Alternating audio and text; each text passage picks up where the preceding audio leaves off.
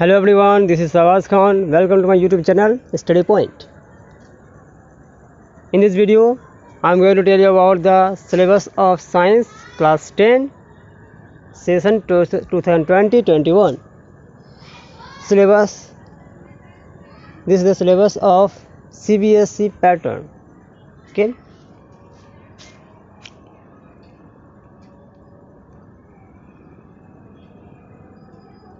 Course structure class 10 unit number 1 chemical substances nature and behavior marks at 25.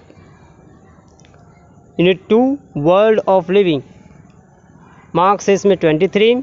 unit 3 natural phenomenon इसमें marks है 12 and unit 4 effects of current इसमें marks है आपके 13. Unit 5 natural resources इसमें marks है आपके 7. Okay.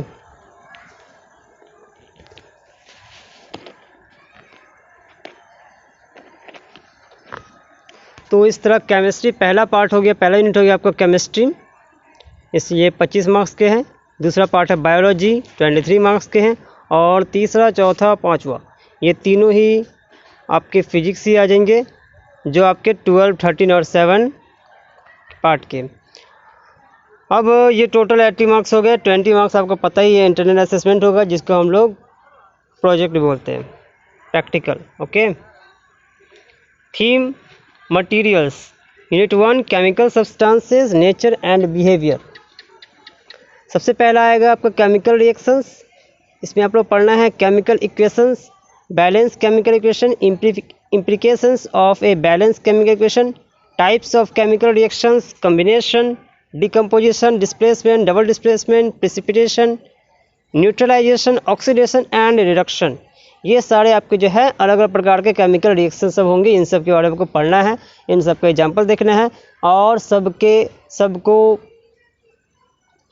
सबको जो है बैलेंस करना भी आपको सीखना पड़ेगा.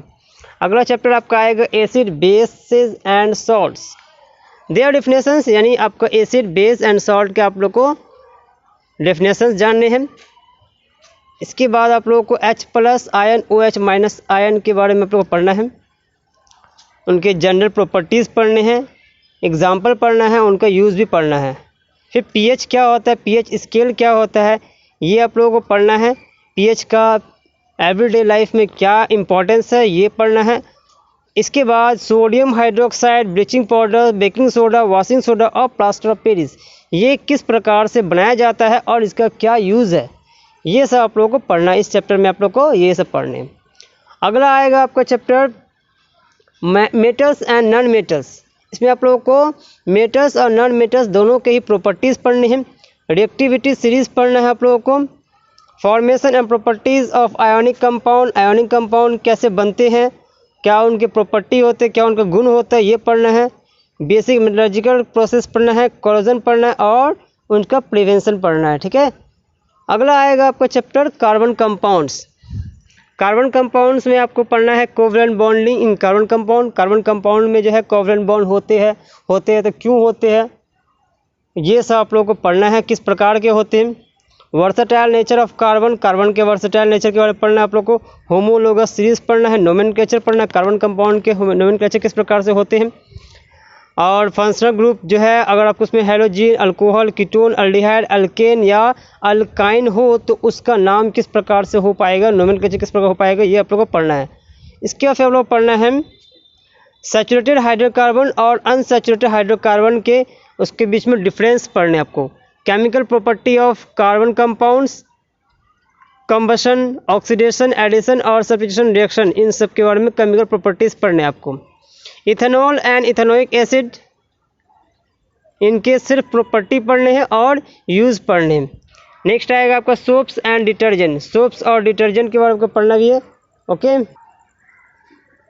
तो अगर आपका आएगा सोप्स एंड डिटर्जेंट. अगला आएगा आपका periodic classification of elements. Periodic classification of elements पढ़ने हैं. नीड फॉर क्लासिफिकेशन, क्लासिफिकेशन के नीड क्यों पढ़ा, पहले जो है किस प्रकार के आइटम किए गए थे, इसमें आपका डोमिनेंट्स ट्रायड के बारे में पढ़ना पड़ेगा. न्यूलैंड्स लॉ ऑफ ऑक्टेव्स के बारे में पढ़ने होंगे. मेंडलीव पढ़ना होगा, और फिर मॉडर्न जो मोसले का है वो पढ़ना होगा। Gradation in properties, valency, atomic number, metallic and non metallic properties, ये सारे आपको पढ़ने हैं। Theme the world of the living, यानी जिसको हम लोग बायोलॉजी कह सकते हैं। यूनिट 2 वर्ल्ड ऑफ लिविंग, इसमें आप लोग को जो है लाइफ प्रोसेस पढ़ना है। लिविंग बीइंग के बारे में बेसिक कंसेप्ट और न्यूट्रिशन क्या होता है, respiration, transport, excretion in plants and animals, plants में भी एनिमल्स में भी, इन सब के बारे में आप लोग को पढ़ना है। अगला चैप्टर आएगा आपका control and coordination in animals and plants. Animals और प्लांट्स में कंट्रोल और कोऑर्डिनेशन किस प्रकार के होते हैं, ये सब आपको पढ़ना है।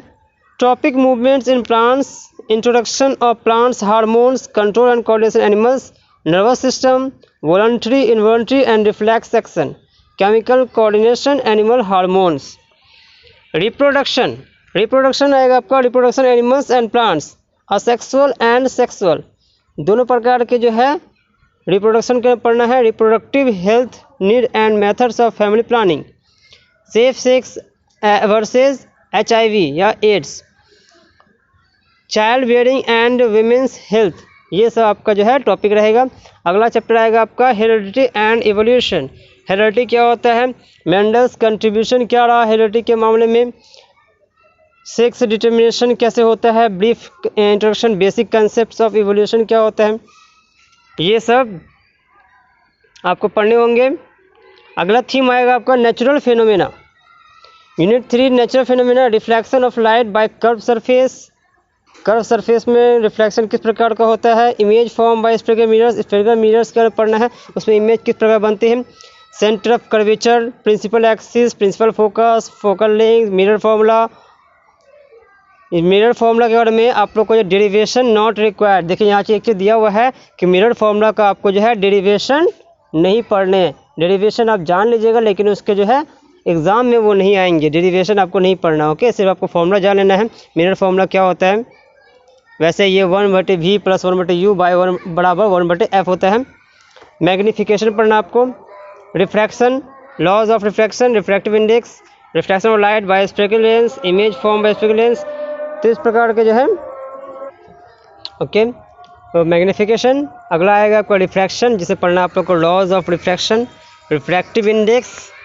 नेक्स्ट है refraction of light by spherical lens, image form by spherical lenses. Lens formula आप लोग को, यहाँ भी लेंस फार्मूला में आपका डेरिवेशन नहीं है, लेंस फार्मूला में आपको डेरिवेशन नहीं पढ़ने हैं। मैग्नीफिकेशन पढ़ना है, पावर ऑफ लेंस पढ़ना है। Functioning of a lens in human I, human आई में लेंस का क्या महत्व होता है, फंक्शन क्या होता है। Defects of vision and their correction, मानव नेत्र में, इंसान की आंखों में कितनी प्रकार के डिफेक्ट होते हैं, ये आपको पढ़ना है, और उनका करेक्शन किस प्रकार से किया जाएगा, उनको किस प्रकार से उसका उपचार किया जाएगा, ये आपको पढ़ना है। Applications of spherical mirrors and lenses. Next है refraction of light through prism, dispersion of light, scattering of light, applications in daily life. तो ये सब हो गया आपका पढ़ने आपको। Theme how things work, unit 4 है आपका इफेक्ट्स ऑफ करंट। नेक्स्ट इसमें आपको पढ़ना है electric current, potential difference and electric current, Ohm's law पढ़ना है, रेसिस्टेंस पढ़ना है, resistivity, factors on which the resistance of a conductor depends, series combination of resistor, parallel combination of resistor and its application in daily life. Heating effect पढ़ने आपको यहाँ पे, heating effect of electric current and its application in daily life. Electric power, inter relation between PVI and R के। Magnetic effects of current में है आपका magnetic field, field lines के बारे में पढ़ना आपको। Field due to a current carrying conductor, field due to current carrying coil और solenoid, force on current carrying conductor, Fleming's left hand rule है यहाँ पे आपका। इलेक्ट्रिक मोटर है, electromagnetic induction, induce potential difference, induce current, Fleming's right hand rule है आपको पढ़ने आपको। इलेक्ट्रिक जनरेटर पढ़ने हैं, direct current, alternating current, frequency of AC, advantage of AC over DC, domestic electric circuits, ये सब आप लोग को इसमें पढ़ने हैं। अगला थीम है आपका नेचुरल रिसोर्सेज। नेचुरल रिसोर्स, इसमें आपका जो है सोर्सेज ऑफ एनर्जी पढ़ने हैं, डिफरेंट फॉर्म्स ऑफ एनर्जी पढ़ना है, कन्वेंशनल और नॉन कन्वेंशनल दोनों प्रकार के। फॉसिल फ्यूल्स क्या होता है, सोलर एनर्जी क्या है, biogas, wind, water and tyre energy, nuclear energy, renewable versus non renewable, ये दोनों जो है मतलब इसको डिफरेंस समझ लीजिए। के इसमें क्या डिफरेंसेस है, क्या सिमिलरिटीज़ है, ये आप लोग पढ़ने हैं।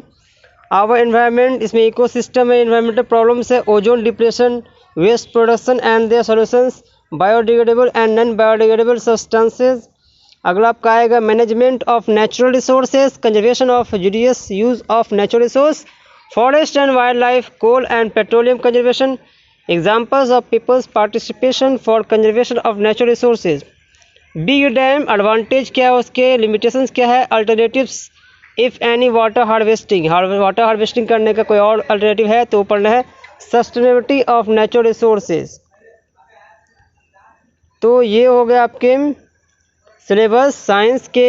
इसके बाद आपके यहाँ प्रैक्टिकल्स दिया हुआ है, एक्सपेरिमेंट का जो संख्या दिया हुआ है यहाँ पे।